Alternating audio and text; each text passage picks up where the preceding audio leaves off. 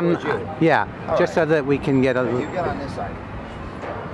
Perfect. Okay, so as I say, I'll say a word and just whatever comes to mind. association. Right, free association. Okay, so spirituality. Spirituality. Is it one word answer or it doesn't matter? Whatever's good. Spirituality is how you feel, what you believe in, like your own thoughts and beliefs. Religion. Corruption. Do you want to go further on that? Well, I mean, I don't want to put down religion, but I see them put their foot in their mouths all the time. You could believe in God, you don't have to go to church. Talking about God, what be a little More specific? Yes. If he was smart, he'd just end his planet because it's destroyed already. I mean, I'm not just saying it from the people's aspect, from every aspect. If you really look at it, I believe that this is a form of hell on earth. I believe this is like a form of purgatory that we're in right now. Because I can't see any other way why it would be what it is. With all the disease and why people got to go hungry and why people even got to pay for space. Look at this space. Who says that anybody owns this stuff? Nobody's supposed to own it, but everything's regulated. So who says, like, you own this and you own that? If it was truly God's planet, nobody would be paying for anything. And I'm switching gears for a second, but talk about happiness. Happiness is what you make of it. I mean, what makes you happy? I mean, you know, we're taught as children what is supposed to make us happy, but it's really, truly what comes down to happiness is money and greed, and that makes people happy. Like if you tend to have a lot of money to spend and you go out and spend your money, you tend to be more happy than if you're home with no money and nothing to spend and see everybody else running and playing and look at Hollywood. You'd think if you didn't come from this country and you looked at our country from another world and you saw Hollywood, you'd think the whole damn country's rich. It's only a little piece of it. So we basically put our happiness depends on how much money we have. And what about the concept of sadness?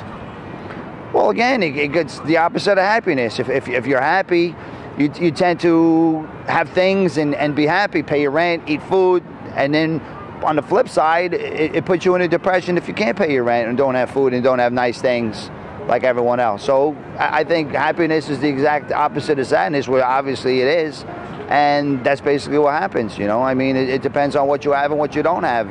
Now, some people can find happiness with small things, other people can't, you know? But forgive me, you seem to be relating the concept of happiness and sadness with material comfort. Again, a lot of stuff that we have in our life, I mean, you can take the littlest things. Like sometimes, like if money can't make everybody happy. Like health, I think, makes you more happy. Like to be able to be healthy and not worried about going to a doctor and having to pay $150 just to say hello to the guy. You know what I mean? So a lot of it has to do with the way the world's constructed. I mean, I don't know what happened and I don't know where it went wrong, but there's something like a long time ago, you used to be able to get your teeth fixed by trading chickens. You can't do that anymore. You know what I mean? So it's just how it is, you know? And again, you could get philosophical, you could talk it, but if you generally can go to the doctors and feed yourself and clothe yourself and home yourself, you're going to be generally happy. If you're not, you're going to be on the worrying end. Okay, again, switching gears a little. What about doing good? Doing good. See, doing good could be not doing bad. I mean, if you go through life, you could make your heaven by putting other people in hell. You could take advantage of people, claw, scratch, and crap your way right to the top. But who are you stepping on along the way? Who are you making feel? For every millionaire, a lot of people have to make him a millionaire. You just can't make yourself a millionaire. You understand what I'm saying? And if you take the government's the same kind of way. They base themselves on the crumb theory. They give you enough crumbs to make it to the next month, but there's no really way to. I'm even drifting here. I think on the question. Okay, don't worry. It's just that I just, if you really look at things, we're all based on the crumb theory. You give somebody enough crumbs, they're going to be able to make it to keep on. But you can't take one person and become a millionaire. Imagine you take somebody, right? And I said this to somebody one time. What would happen if they gave everybody in this world $1 million to start? What would we have? Nothing. Nothing would get done. I ain't going to work. I got $1 million. I ain't doing nothing. I ain't building these streets. I ain't doing crap. You know? But the way that it's set up, you cannot do that. You know? And if you do that, everybody that has anything like, even Donald Trump was inherited a lot of his money. He's not this big brain wig that he thinks he is. He's a jackass. He's a self-righteous jackass. But all the people below him make the money. Look at the Kennedys. They made their money in bootlegging. The richest family in the country made their money illegally, bootlegging. Hope you guys don't send this to No, don't worry about that. If you think about it, like a lot of these people, they made their money crooked. You know what I mean? If you take all the millionaires and billionaires in this world, you'll see they made their own ways. They made their own ways, and that's basically how it is. And religion ties into it, because if you look at the Vatican, they're not poor. You go knock on the door tonight to the Vatican, you ask them to feed you dinner, they won't do it. You'll get kicked out. That's what God wanted? I don't think so. Now let me ask you this. I respect what you're saying, and it's actually quite interesting. In terms of living and happiness, sadness, fulfillment, whatever we're talking about, well, I guess the first question is, do you have the internet? Do you access the internet? I don't like the internet. I don't like it at all. I think the internet is evil. I think it's if for all the good it does is equal bad. Just like Steve Jobs, when he put the apple, it's got a bite out of the apple, out of the poisonous fruit. I mean, when they invented that kind of stuff, and I'm not saying there's anything against it, because we live our lives by it, and it seems like no matter what you could do now. Like, I haven't had the need to look for a job in a long time. Thank God I've been working in the same company. But you have to go online now to find work. So what about the regular guy who doesn't have access to that? Everything's based on your credit. It's ridiculous. Like, unless you have this magic number, you can't do anything. You can't get an apartment. You can't get a job. You can't do anything. So again, this stuff is being created. Like, what are we doing? Like, what's going on? Like, not everybody in this world has the perfect credit rating. But just because you had a couple of bad turns, all of a sudden you get cast down. It's like a casting system. You know, and the magic number is 750. If you're above 750, everything's great. If you're below it, 500, 400, forget it. Nobody wants to know shit about you. So I mean, forgive my language. No, my language is not exactly... No. I appreciate your honesty. Yeah. Let me ask you to not digress, but drift into another area for a second. In terms of contentment or fulfillment or feeling at peace, I guess the first question is, does any of this kind of register? Oh yeah, no, it does. It's how you find your peace. I find my peace by, believe it or not, having a nice beer, taking a shot of whiskey, relaxing, that kind of stuff. Not getting too tied up in all the crap in this world. Because obviously, if you look at the news and you see what's going on, there's no good news. And maybe they don't want good news because it doesn't sell. Maybe bad news sells better. But contentment, happiness is just having somebody that cares about you, and you share your things, and you kind of find your way through life. Without that, you're on your own, and you got to find your happiness how you can find it. But okay, you said something, being on your own or finding happiness. Let's say you're stumbling through life, or you're having... We're all stumbling. Well, we are. I mean, surely we're all groping. Yes.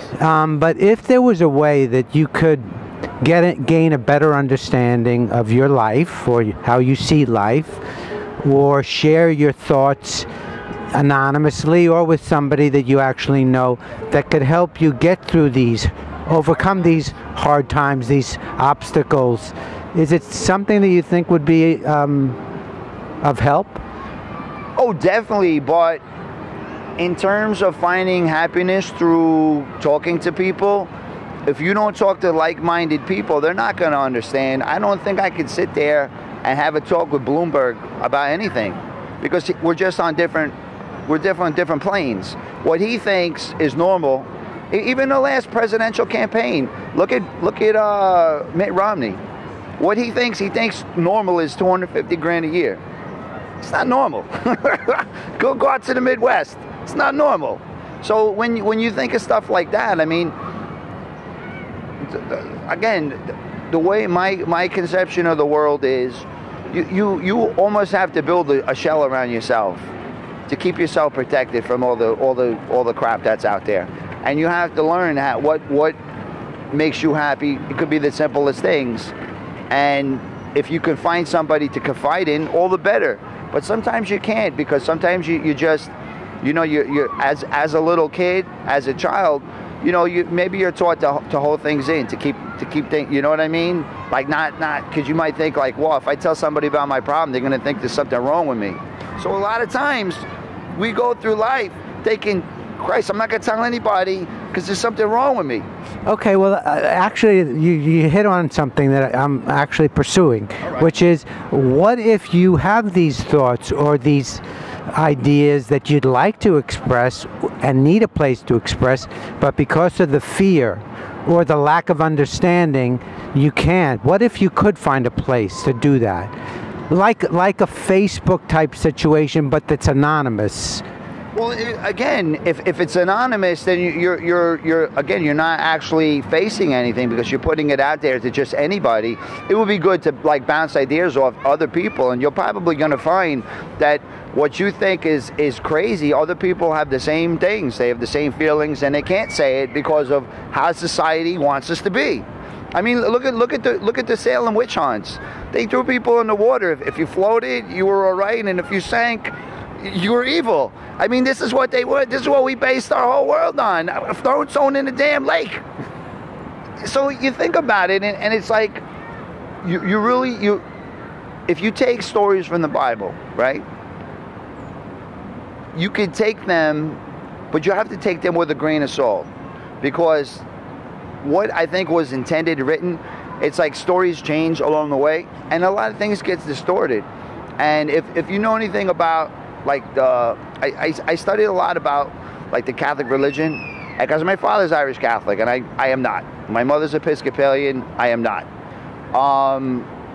It's not like I don't believe in the church. I do believe in the church, but I believe the church is corrupt. If you take the 7 deadly sins, right?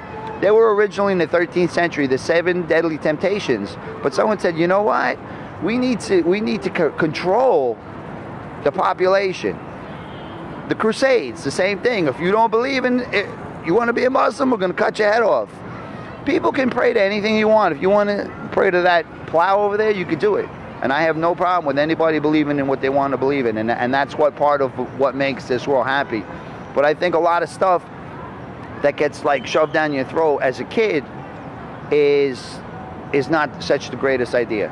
You know, you kind of have to find your way, believe in what you believe in. And I think that's how you get your happy medium of contentment. But as far as like talking to other people about it, these people have been brainwashed since they were kids, like to think like a picture of a new girl is like such a bad thing. We're all born without clothes, but all of a sudden, look at us. I mean, God forbid somebody shows a nipple on a TV program and they want to have a heart attack. They want to have a stroke of something so natural. So a lot of times, like if somebody wants to do something like that, like, oh God, I can't tell anybody I go to a strip club because what are they going to think of me? Hello, if people didn't go to them, they wouldn't be there because they'd be out of business. But you almost have to hide stuff when you do stuff. So that's what I also believe. I'm not a believer in marriages because I believe people that are married just do shit to hide stuff. And then you got to hide your bad stuff that you do, whatever you do. You might think it's bad, someone might not. But if you don't go into it in the beginning, then you live your life free. And that's what I try to tell her, is to live your life as free as possible. I don't believe in marriage more than I believe in going to church on Sunday. Okay. Well, you've been terrific. I appreciate it. Very articulate, very well spoken. You know, sometimes when I get going, I just can't stop. But generally, if people are just good to each other and good to themselves, we wouldn't have half the problems in this world.